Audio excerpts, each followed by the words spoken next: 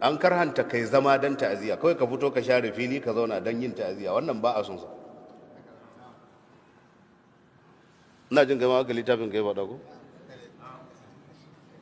na gaba kai ma na ga kai faɗi, to wannan ya nuna ba nawa littafin bane yake wannan magana, saboda kun saba zama don yin ta'aziyya, makruhi ma kuke aikatawa, kuma dole a gaya muku, ba yadda ni ma na iya wallahi dole a gaya muku. kana da magana kai ga ka ga littafin, ko ba ka da magana mu wuce kenan. ai yanzu kan ma ta'aziyar ta dawo kamar biki ne yanzu wallahi. idan aka yi mutuwa, wadda aka yi masa mutuwa in dai ba shi da cikakken ƙarfi, ina nufin ƙarfin kuɗi ba na dambe ba, in dai ba ka da wannan to ka shiga uku ne. don wallahi ko kwanan nan wani ya zo yana koka mun, na ce masa ai mun yi ta magana kun ki yadda ne, mun yi ta faɗa kun ki yadda ne. ita shari'a kullun sauki take nema maka. shari'an nan fa cewa ta yi, manzo Allah fa karara ya fito ya ce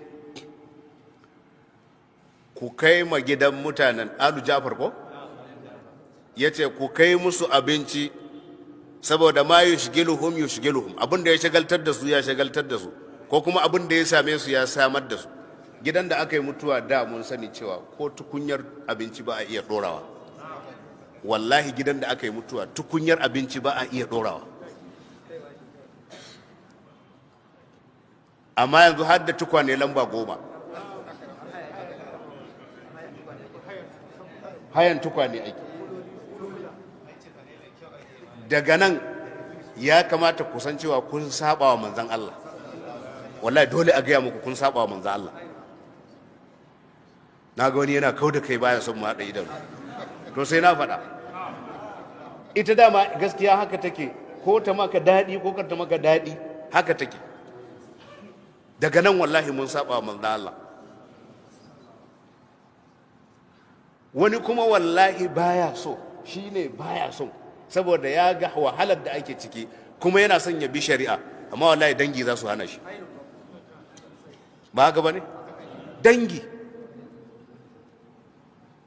sai a ce nan wane ya mutu, ko zama ma cewa ya kar ayi, to sai me waye ce dama ka zauna? idan tsabar wai kana jin ta'aziyya ne, ga dai babi guda aka yi mata, amma kuma aka ce maka zaman ba shi bane, shine jajantawa. amma yau ya zama malam ana kaiwa minti da goro a plate, ana rabawa, ana raba maltina, ana raba faro da wata wai ko sakaliya ce ko lakasera ko sakaliya ko wane ne, duka a gurin. wasu ma yanzu sun samu gurin zama, na dare ne ya san ba za a yi ba, da daddare ya san ba za a yi ba, saboda haka da sassafe zai za a kawo kosai da kunu ya sha, ya kuma zauna ya ci gaba da taɗi, ba addu'a ba komai. mu gaya mu kanmu gaskiya, haka ne, ya ci kosai ya sha kunu da biredi, ya ci gaba da taɗinsa, ba tausayi ba nuna damuwa ma akan mutuwar. ya jira in an yi sallar azhar za a kawo shinkafa da manja, wannan gidan talaka kenan. ya zari cokalinsa ya ci, yawa 6 a ce za a yi addu'a kowa ya tafi gidansa, gobe ma da safe ya dawo. kwana 3 ba yi da cefane, ai ya huta, ba ya cefane kwana 3. ku faɗa tsakaninku da Allah in wannan abun bai dame ku ba, ba za ku yi magana ba? tsakaninku da Allah wannan abun bai dame ku ba?